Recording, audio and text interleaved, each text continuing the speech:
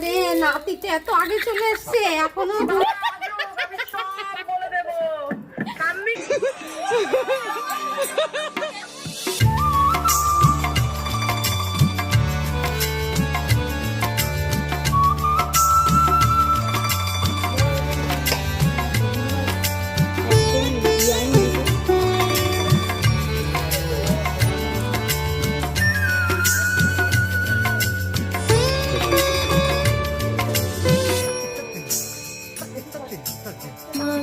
রাধুনি, আপনার কি কষ্ট হয়ে গেছে?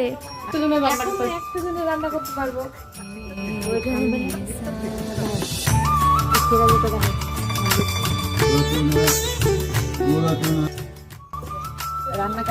রান্না বিশাল হয়েছে, আলুর দম রাইস একদম নাম্বার 1। দিদিমণি বলতে